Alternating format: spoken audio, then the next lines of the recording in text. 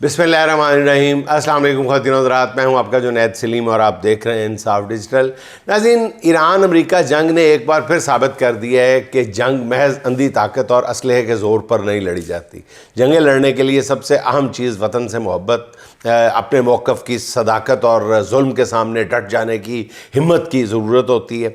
इस जंग में दूसरी चीज़ उस आफाकी असूल का आश्कार होना है कि मक्कारी से सिर्फ जंगें शुरू होती हैं। मक्कारी और धोखे से ना जंग जीती जा सकती है और ना ही ऐसी जंग में कोई इज़्ज़त बचती है। सिर्फ 3 हफ्ते पहले आप नाज़रीन ज़रा गौर फरमाएं कि ट्रंप दुनिया की वाहिद सुपर पावर का सबसे ताकतवर सदर था। दूसरी बार उहदा सदारत संभालने के बाद उसने एक बात पूरी दुनिया को समझाने की कोशिश की कि वो ना किसी आलमी क़ानून को मानता है, ना ही उसे किसी अखलाकियात से कोई वास्ता है। वाइट हाउस में आते ही उसने पूरी दुनिया के साथ, आपको याद होगा, टैरिफ की जंग मोल ली। पूरी दुनिया परेशानी और खौफ के मिले जुले जज्बात में देख रही थी कि ये सरफिरा आदमी कुछ भी कर सकता है। सब चुप हो गए, सहम गए। उसने ज़्यादातर ममालिक से अपनी शराइत मनवा भी ली, अपनी ताकत पर नाज भी करने लगा। एक रोज़ उसने वेनेज़ुएला के सदर को उसकी एहलिया समेत सदारती महल से भी उठवा लिया और उसे अमरीकी जेल में बंद कर दिया।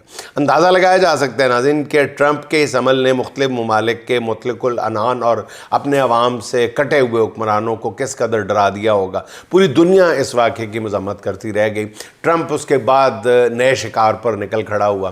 ताकत के जोम में एक दिन ट्रंप ने नेतन्याहू के साथ मिलकर ईरान पर हमला कर दिया। ट्रंप को यकीन था कि ये जंग 48 घंटे या इससे ज़्यादा चंद घंटे ज़्यादा चल जाएगी, मगर सब कुछ ट्रंप की ख्वाहिशात के बिल्कुल बरक्स हुआ। ईरान ने न सिर्फ डटकर मुकाबला किया बल्कि उसने पलट कर ऐसा वार किया कि सुपर पावर के ताकत में जो चोर सदर और ख़ुद सुपर पावर की सारी उसने साख की और तमतराक की धज्जियाँ उड़ा के रख दी। तबाही तो ईरान में भी हुई, मगर उसने अमेरिका और इसराइल की ताकत और उसके नाकाबिले तस्खीर होने की सब कहानियाँ गलत साबित कर दी।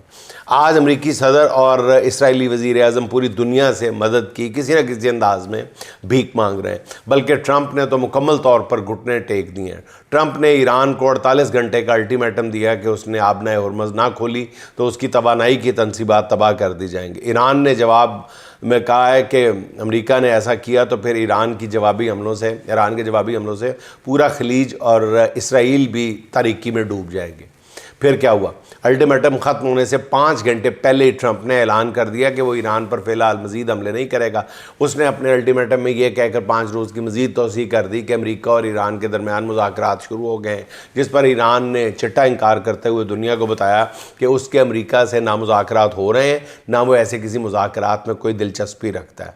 ईरान के इस जवाब ने सदर ट्रंप की गिरती हुई साख को तकरीबन दबड़दूस करके रख दिया। बकौल हमारे डॉक्टर शाहिद मसूद साहब के, दबड़दूस करके रख दिया। अब देखें नाज़रीन, आप खुद सोचेंगे दो मतलब फ्रीकैन में लड़ाई हो रही है तो किसका लहजा ये होता है कि नहीं जी नहीं, कोई 16 की बात ही नहीं हो रही, और एक कहने नहीं 16 हो रही है, हमारी 16 हो रही है। कौन ये कहता है और कौन दूसरा मौक़िफ़ कहता है? सबको सबके सामने है नाज़रीन। जब ये सब कुछ हो गया तो फिर अब ट्रंप ने खसियाना सा होकर कहा कि जब ईरान ने कहा कि कौन से मुज़ाकरात, हम तो मुज़ाकरात कर ही नहीं रहे, हम तो लड़ाई कर रहे हैं। इस पर ट्रंप ने खसियाना सा होकर कहा कि नहीं, असल में उनके मुज़ाकरात नए सुप्रीम लीडर से नहीं बल्कि ईरानी हुकूमत में शामिल किसी और रहनुमा से हो रहे हैं। पता नहीं तेहरान की किसी UC 992 के कौंसलर से हो रहे हैं, किससे हो रहे हैं, नायब नाज़िम से हो रहे हैं। अंदाज़ा करें नाज़रीन, सिर्फ आप लबो लहजों का आप मवाजना करके देख लें। और ट्रंप साहब उस रहनुमा का, खुफिया रहनुमा का नाम भी नहीं बता रहे। मतलब साफ जाहिर है कि ऐसे कोई मुज़ाकरात हो ही नहीं रहे। ईरान जवाब में इसराइली शहरों में जो अहम अहदाफ है उन पर मिसाइलों से हमले कर रहा है और इसराइलियों की ईंट से ईंट बजा रहा है। ईरानी क़यादत का ख्याल है कि अमेरिका की तरफ से मुज़ाकरात का ऐलान जो है ये महज ढोंग है, और ठीक सोच रहा है वो, जिसका मकसद जो है महज वक्त का हसूल है। अमेरिका चाहता है कि कुछ वक्त हासिल करके दुनिया में तेल की कीमतों को कुछ इस्तेहकाम दिया जाए, और ऐसा हुआ भी अमेरिका की तरफ से। आपने देख लिया कि मुज़ाकरात के ऐलान के बाद आज फिर तेल की कीमतों में कुछ कमी हुई है, मगर اس طرح کے ٹیکٹکس جو ہیں یہ یا ڈھونگ جو ہے یہ زیادہ دیر چلنے والے نہیں ہیں ناظرین۔ اچھا ناظرین، جنگ بندی کا دنیا میں ایک طے شدہ اصول ہے کہ جنگ میں فاتح کی شرائط مانے بغیر کبھی بھی جنگ بندی نہیں ہوتی، وہی میں اپنی بات دہراؤں گا۔ مگر اس جنگ میں بالکل الٹ ہو رہا ہے کہ ایک طرف تو امریکی صدر جنگ میں اپنی فتح کا اعلان کر رہے ہیں، مگر دوسری طرف ایران جو ہے وہ جنگ بندی کے لیے شرائط عائد کر رہا ہے۔ اگرچہ امریکہ نے بھی جنگ بندی کے لیے شرائط کا اظہار کیا ہے، رکھی ہیں، مگر وہ ایسی ڈھیلی ڈھالی شرائط ہیں جس سے ایران نے نہ کبھی پہلے انکار کیا، نہ وہ شاید آئندہ کبھی کرے گا، نہ کر سکے گا۔ امریکہ کی جنگ بندی کے لیے ایک شرط ہے کہ ایران صاف صاف اعلان کرے کہ وہ کبھی ایٹم بم نہیں بنائے گا۔ یہ تو پہلے بھی وہ کہتا رہا، ایران تو ہمیشہ یہی کہتا رہا ہے کہ وہ ایٹم بم بنانے کا کوئی ارادہ نہیں رکھتا، بلکہ ایٹم بم بنانے کے خلاف تو شہید آیت اللہ خامنہئی کا فتویٰ موجود ہے۔ امریکہ کی دوسری شرط یہ ہے کہ ایران اپنی افزودہ یورینیم جو عالمی توانائی ایجنسی کے حوالے کر دے، جتنا بھی یورینیم اس نے انرچ کیا ہوا ہے، افزودہ کیا ہوا ہے، جبکہ ایران کا موقف ہے کہ اس نے جو یورینیم افزودہ جو ہے وہ کیا ہی نہیں ہوا، انرچ کیا ہی نہیں ہوا، تو اس لیے کہ حوالے کیا کریں، پھکی کیا حوالے کر دیں، عالمی ایجنسی کے حوالے کیا کریں، ہم نے تو کچھ کیا ہی نہیں ہوا، انرچڈ یورینیم ہمارے پاس ہے ہی نہیں ہے۔ تو دونوں شرطوں سے عجیب و غریب شرطیں ہیں، پھر ظاہر ہے ایران نے یہی جواب دینا تھا۔ اچھا ناظرین، جنگ بندی اور مذاکرات کے اسی شور کے دوران ایران نے نئے حملے کیے ہیں۔ ایرانی میزائلوں نے اسرائیلی شہروں دیمونہ وغیرہ کو ایک بار پھر نشانہ بنایا ہے۔ ناظرین، یہ وہ علاقے ہیں جہاں اسرائیل کی ایٹمی تنصیبات ہیں، یہ ذہن میں رکھیں۔ اس کے علاوہ ایران نے قطر، سعودی عرب، امارات اور بحرین میں امریکی بیسز کو بھی میزائلوں سے نشانہ بنایا ہے۔ یہ حملے بیلسٹک میزائلوں سے کیے گئے ہیں۔ پاسداران انقلاب کا کہنا یہ ہے کہ اب تک کی جنگ میں انہوں نے اپنے سب سے خطرناک ہتھیار استعمال ہی نہیں کیے، آنے والے دنوں میں یہ ہتھیار بھی میدان میں اتارے جائیں گے۔ اس سے اندازہ لگایا جا سکتا ہے کہ ایران نے طویل جنگ کی تیاری کی ہوئی ہے یا سوچ رکھا ہے۔ اچھا ناظرین، اب تک کی جنگ میں ایران اس قدر آپ سوچیں کہ پر اعتماد کیوں ہے، اس کے جو کانفیڈنس نظر آ رہا ہے، اس کے پیچھے وجہ کیا ہے؟ کئی ایک وجوہات ہو سکتی ہیں۔ ایک وجہ تو وہی ہے جس کا بھی میں نے ذکر کیا کہ ایرانی قوم اب آر یا پار چاہتی ہے، مرنے مارنے پہ تلی بیٹھی ہے۔ وہ چاہتی ہے کہ 40 سال سے جس طرح دنیا نے پابندیاں لگا کر ان کا محاصرہ کر رکھا ہے، اب اس ظلم کا خاتمہ ہونا چاہیے، اس کی کوئی بھی قیمت ادا کرنی پڑے تو وہ تیار ہے۔ مگر ساتھ ہی جنگ ایران کے لیے مادی فوائد بھی یہ جنگ جو ہے یہ لے کے آئی ہے۔ آپ ذرا غور کریں ساری صورتحال پہ۔ جنگ کے لیے امریکہ کی ناقص منصوبہ بندی نے ایران کے حق میں بازی پلٹ دی ہے۔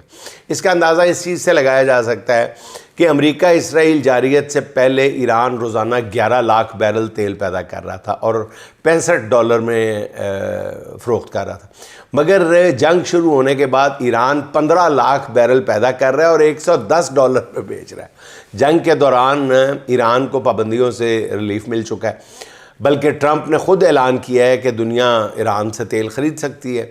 کہاں گیا طاقت کا وہ غرور، عسکری طاقت کا وہ خوف؟ صرف بار بار کہتا ہوں کہ وہ ذہنوں میں ہوتا ہے۔ اگر ایک قوم اور اس کی قیادت جارحیت کے سامنے ڈٹ جائے اور اپنی آزادی کے دفاع کے لیے لڑنے کا تہیہ کر لے تو ایسی قوم کو کبھی بھی کوئی زیر نہیں کر سکتا۔ اچھا ناظرین، حکومت نے کفایت شعاری کی مہم شروع کی ہوئی ہے، ہماری حکومت نے، ہاں جی یہ بھی بتاتا چلوں نا، ہماری حکومت پہ آ جائے نا، کفایت شعاری کی مہم شروع کی ہے۔ فی الحال یہ مہم پہلے سے مہنگائی میں پسے ہوئے عوام کے لیے ایک نئی اور جان لیوا مشکل کی صورت میں سامنے آئی ہے۔ اس مہم کے دوران نئی دہاڑیاں لگ رہی ہیں، من پسند افراد اور اداروں کو نوازنے کی نئی منصوبہ بندی ہو چکی ہے۔ کفایت شعاری کے لیے پنجاب حکومت نے ایک اشتہاری مہم شروع کی ہے جس کے لیے بڑے مہنگے ایڈز چلائے جانے لگے ہیں۔ 1.5 منٹ کے ان ایڈز کو پرائم ٹائم میں 10 12 مرتبہ چلایا جا رہا ہے۔ یعنی کفایت شعاری کا دنیا میں ایسے کہیں نہیں ہوا ہوگا ناظرین، دنیا میں، اور آپ سن بھی چکے ہوں گے۔ اور جب کسی سے پوچھتے ہیں تو اس کی کوئی تردید یا وضاحت کی بھی تکلیف یا تردد محسوس نہیں کیا جاتا کہ قوم پوچھ رہی ہے یہاں کہ کفایت شعاری کی مہم ہے اور آپ اس پہ اربوں روپے کے اشتہارات چلا رہے ہیں، تو یہ کیسا ہے؟ جیسے طیارے کے مسئلے پہ خاموشی ہے، ہر مسئلے پہ خاموشی، یہ خاموشی ایک نیا ہتھیار آپ لوگوں نے بنا لیا۔ یعنی کفایت شعاری کا ڈنڈورا پیٹنے کے لیے فضول خرچی کی مہم چلانی پڑی ہے آپ کو، اور آپ چپ ہیں، جواب میں کہنے کو کچھ نہیں۔ فی الحال آبویسلی ان اشتہارات کی جو نوازشات ہیں وہ پتہ ہی ہے کہ جن پر کی جا رہی ہوں گی. اللہ تعالیٰ ہمیں، میں تو یہی کہوں گا کہ نادان حکمرانوں کی عجیب و غریب سوچ کے شر سے بھی محفوظ ہی رکھے. پنجاب حکومت کی ایک اور اعلیٰ کارکردگی کی عالمی سطح پر بھی ستائش ہو رہی ہے یا ہونی چاہیے. میڈم وزیر اعلیٰ ابھی چند ہفتے پہلے ایک تقریب میں بیان کر رہی تھی کہ ان کی جو شاندار مینجمنٹ کی وجہ سے اس بار پنجاب میں اسموگ کو قابو میں رکھا گیا ہے. مگر خبر رساں ادارے روائٹر نے خبر دی ہے کہ پاکستان 2025 میں دنیا کا سب سے زیادہ اسموگ سے متاثرہ ملک رہا. جی، جہاں خطرناک باریک ذرات کی جو مقدار ہے وہ عالمی ادارہ صحت کی مقررہ حد سے 13 گنا تک زیادہ ریکارڈ کی. 13 گنا تک، 13% تک نہیں ناظرین، 13 ٹائمز، 2 گنا، 3 گنا، 4 گنا، 5 گنا، 13 گنا تک زیادہ ریکارڈ کی گئی. اگر ناظرین رائٹر کی یہ خبر سچی نہیں ہے اور ان کے اعداد و شمار فیک ہے تو حکومت جو ہے وہ دنیا کی سب سے بڑی نیوز ایجنسی کے خلاف ہرجانے کا کیس کرے اور انہیں وہ اصل حقائق بتائے جو میڈم وزیر اعلیٰ پوری قوم کو یا پورے صوبے کو بتاتی ہیں. اگر رائٹر کی خبر درست ہے تو پھر فیک نیوز دینے پر اپنے خلاف ہی پیکا کا مقدمہ درج کیا جائے. مطلب کوئی نہ کوئی وضاحت تو آنی چاہیے نا. اچھا ناظرین، رانا ثناء اللہ صاحب کا بیان بڑا دلچسپ ہے. وہ رانا ثناء اللہ صاحب کہتے ہیں کہ نوجوان پی ٹی آئی کے ساتھ نہیں ہیں مگر حکومت سے ناراض ہیں. مویا نہیں آکڑے ہیں. کہتے ہیں پی ٹی آئی کے ساتھ نہیں ہیں، حکومت سے ناراض ہیں. میرے خیال میں رانا ثناء اللہ صاحب نے آدھا سچ بولا ہے. نوجوان جو ہیں ناظرین حکومت سے ناراض ہیں یہ کہہ کے، مطلب وقت آ جائے گا جب رانا ثناء اللہ صاحب کو پورا سچ بھی بولنا پڑے گا. اس کے سوا چارہ کوئی نہیں ہے. پورا سچ آپ بولیں نہ بولیں وہ اگلا جائے گا، وہ ابلا جائے گا، ابل کے زمین پھاڑ کے باہر آ جائے گا وہ پورا سچ. اور آپ کو رانا ثناء اللہ صاحب پتہ چل جائے گا کہ نوجوان کس کے ساتھ ہے. ویسے تو دیکھیں 8 فروری کو نوجوانوں نے اپنی پسند اور ناپسند بتا دی تھی، مگر رانا صاحب بادشاہ آدمی ہے، وہ اپنی پسند کے مطابق کچھ بھی کہہ سکتے ہیں. اگر حکومت میں بیٹھ کر ایسا سچ بولنا جس سے پی ٹی آئی کی مارکیٹنگ ہوتی ہو، سیاسی طور پہ کوئی اچھا شغل تو نہیں ہے. لیکن ایک بات کا شاید رانا ثناء اللہ کا پوری طرح ادراک نہیں ہے کہ نوجوان اس حکومت سے صرف ناراض نہیں بلکہ موجودہ حکمرانوں سے ایسی خوفناک نفرت کرتے ہیں، نفرت کرنے لگے. دس از دا مین پرابلم. چھوڑے محبت کو، چھوڑے وہ فالو کرتے ہیں کس کو نہیں کرتے. موجودہ حکومت سے وفاقی ہو یا صوبوں کی حکومتیں ہوں، نوجوان نفرت کی انتہا پہ پہنچے ہوئے ہیں اس گورننس سے، اس سسٹم سے. اس بات کو سمجھنے کی کوشش کریں. اس کے اظہار کے لیے نہ نوجوانوں کے پاس کوئی الفاظ ہیں، نہ ہی کسی زبان میں ایسے الفاظ موجود ہیں. نوجوانوں کا بس چلے تو وہ اپنے حکمرانوں کو ایسی جگہ چھوڑیں جہاں قیامت سے پہلے ان کی واپسی ممکن نہ ہو. الفاظ کی کمی ہے. اپنی نفرت کا یا بتانے کا اظہار کر پا رہے ہیں، وہ بتا نہیں پا رہے. نون لیگ کے ان لڑکھڑاتے لمحوں میں مجھے وہ ڈاکٹر یاد آ گیا جو یہ سوچ کر پریشان تھا کہ اس کے سامنے بیٹھا ہوا مریض جو ہے وہ مرنے کے قریب ہے، بالکل 2-4 دن میں اس نے مر جانا ہے، اور اس مریض کے ساتھ کوئی اس کا عزیز قریب دوست رشتہ دار بھی نہیں آیا ہوا. تو اس کو کیسے مریض کو یہ تلخ حقیقت بتاؤں اور کسے بتاؤں؟ کچھ دیر سوچ کر ڈاکٹر اس مریض کو کہتا ہے کہ اپنے موبائل میں سے جو کچھ ڈیلیٹ کرنا ہے کر لو. تو ناظرین بیچاری نون لیگ کو بھی یہی پریشانی لاحق ہے کہ سیاسی حقیقتوں کا جو اعتراف ہے یا ادراک ہے وہ کس کے سامنے کیا جائے اور کیسے کیا جائے. بس ناظرین. اور ناظرین آخر میں چلتے چلتے نصیر بلوچ کے چند خوبصورت اشعار آپ کی نظر ہیں تو غیر سیاسی، آپ اسے کسی بھی رنگ میں لے سکتے ہیں. اس کو جب یاد نہیں بیٹھ کے رو لیتے ہیں، اس کو جب یاد نہیں بیٹھ کے رو لیتے ہیں، شب ہجر کہیں بیٹھ کے رو لیتے ہیں. ہجر کی لمبی مسافت سے ابھی لوٹے ہو، ہجر کی لمبی مسافت سے ابھی لوٹے ہو، پاؤں شل ہیں تو یہیں بیٹھ کے رو لیتے ہیں، پاؤں شل ہیں تو یہیں بیٹھ کے رو لیتے ہیں. پھر سے جی اٹھتا ہوں جب میری عزاداری کو، پھر سے جی اٹھتا ہوں جب میری عزاداری کو، آسماں اور زمیں بیٹھ کے رو لیتے ہیں، آسماں اور زمیں بیٹھ کے رو لیتے ہیں.